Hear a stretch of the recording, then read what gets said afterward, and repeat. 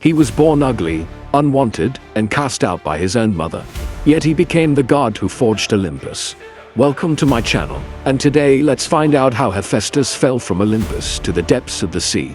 Born without beauty and skill, young Hephaestus was an embarrassment to his godly parents. They tried to hide him away, but the hero Perseus found him and took pity on the child. Hephaestus grew up under the care of humans and learned their arts and skills.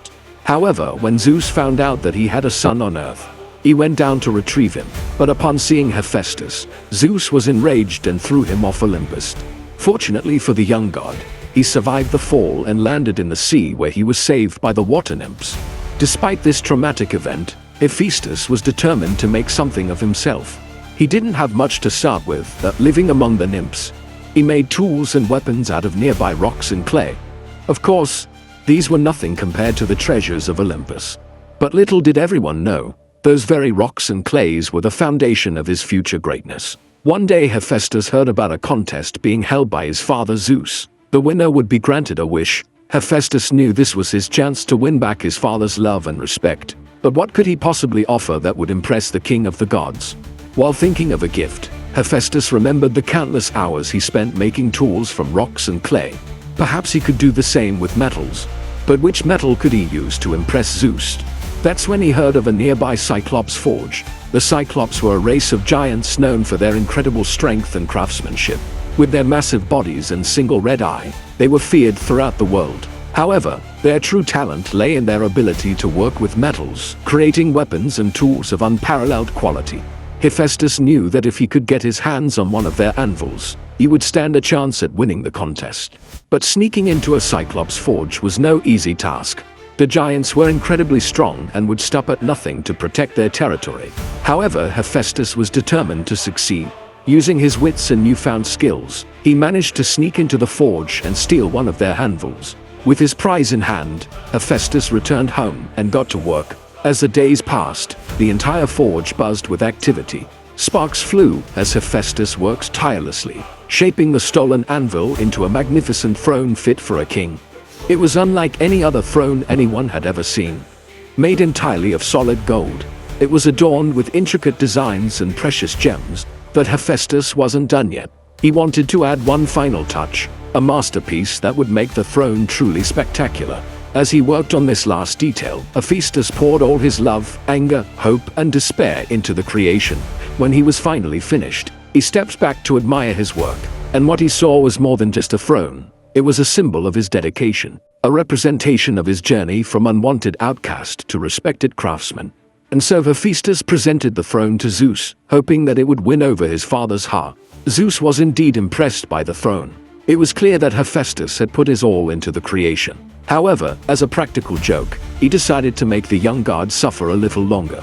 Zeus pretended to be unimpressed and told Hephaestus to do better. Of course, Hephaestus couldn't believe what he was hearing. He had given it his all and sacrificed so much to create this masterpiece. But seeing his father's reaction, he knew he had no choice but to try harder. And so Hephaestus returned to his forge, determined to create something even more spectacular than before. When Hephaestus first set out to build the throne, he had only one thing in mind: impressing Zeus and winning his father's love. But now he felt a new determination growing within him. This time, he wasn't just building a throne, he was building a statement. He would show Zeus and the whole pantheon what he was capable of. As the days turned into weeks, the forge roared with activity. Sparks flew and metal shrieked as Hephaestus worked tirelessly, driven by a newfound sense of purpose. He wasn't just trying to win Zeus over anymore. He was proving to the whole pantheon that he, Hephaestus, was a god to be reckoned with. Finally, the day arrived when Hephaestus was ready to unveil his new creation. It was unlike anything the gods had ever seen before. A chariot pulled by 4 magnificent horses, each one crafted with such precision that they looked as real as the sun and moon. But that wasn't all. The chariot was also equipped with a powerful weapon, a bow and arrows that could bring down even the mightiest of heroes. Hephaestus knew that he had created something truly special. This chariot was more than just a mode of transportation or a tool of war. It was a testament to his skill and dedication, a symbol of his triumph over adversity. But as Hephaestus prepared to unveil his creation, he couldn't shake off a feeling of unease. What if the gods didn't like it? What if all this hard work went to waste? Just then, He heard the familiar sound of his father's voice echoing through the hall. Zeus had arrived to see his son's latest creation. Hephaestus took a deep breath and stepped forward, revealing the chariot and bowed to his father. For a moment, Zeus was silent, his eyes fixed on the magnificent creation before him. Then, as if a dam had broken, he let out a thunderous laugh. The hall shook with his amusement. Finally, he had succeeded in impressing his father, but Hephaestus's joy was short-lived. Zeus, still chuckling to himself, approached the chariot and with a flick of his wrist, transformed it into a fly. Hephaestus was stunned. He couldn't believe what he was seeing. All his hard work, all his sweat and tears, all his hopes and dreams had been reduced to a simple fly. Zeus continued to laugh, enjoying his son's misfortune. In that moment, Hephaestus felt like giving up. He had poured his heart and soul into creating something beautiful and powerful, and now his father had just turned it into a common insect. But as the laughter echoed through the hall, something inside Hephaestus snapped. His emotions, which he had been suppressing for so long, finally boiled over. Anger, sadness, betrayal, and despair surged through him, twisting and turning like a tempest in a cauldron. As the gods watched in awe, Hephaestus raised his hands and with a mighty roar, unleashed his fury. Bolts of lightning streaked across the sky, shaking the very foundations of Olympus. The hall was engulfed in flames, and the gods screamed in terror as they were consumed by the fire. Hephaestus wasn't just angry at his father anymore. He was furious at the whole pantheon, at the whole world. He wanted to destroy everything, to wipe away the pain and suffering that had been inflicted upon him. As the chaos reached its peak, Hephaestus stumbled back, his chest heaving. He looked around at the destruction he had caused, and for a moment he felt a pang of regret. But it was quickly replaced by a sense of satisfaction. He had shown them all what he was capable of. He had proven that he, Hephaestus, was a force to be reckoned with. However, as the smoke cleared and the flames died down, the gods began to stir. They coughed and spluttered as they emerged from the wreckage, their faces contorted in pain and anger. Zeus stood among them, his eyes blazing with fury. In that moment, Hephaestus knew he had gone too far. He had unleashed his pain and anger, and now he had to face the consequences. With a heavy heart, Hephaestus bowed his head as the other gods descended upon him, their voices echoing with vengeance. But Hephaestus didn't resist. He had tasted power and destruction, and now he was ready to face whatever punishment his father and the other gods had in store for him. As the trial commenced, Hephaestus listened in silence as the gods recounted the damage he had caused, the destruction he had wrought. Each word was like a hammer blow, driving nails of guilt and shame into his heart. He had unleashed his pain and anger upon Olympus, bringing chaos and destruction in his wake, and now the gods were demanding retribution. Zeus, his face thunderous, spoke in a voice that boomed like rolling thunder. Hephaestus, you have abused your powers and brought ruin to Olympus. You have endangered the balance of the cosmos. For your transgressions you shall be banished from Olympus forever.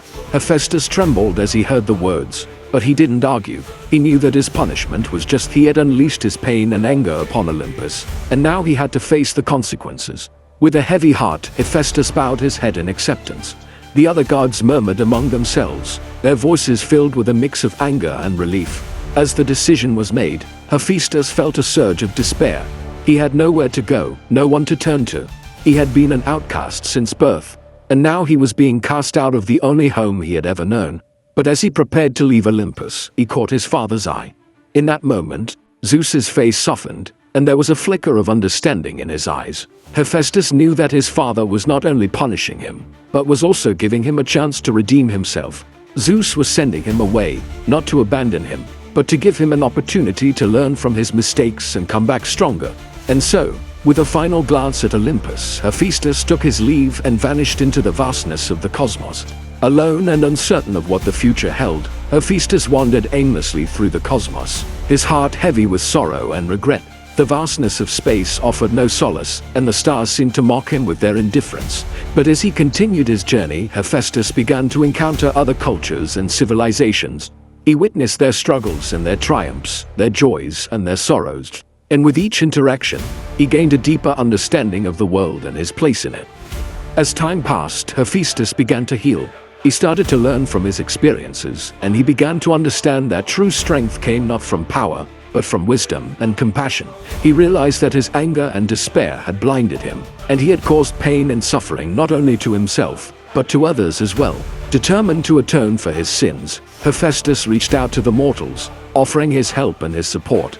He used his knowledge and his skills to improve their lives, and he became known as a champion of the people.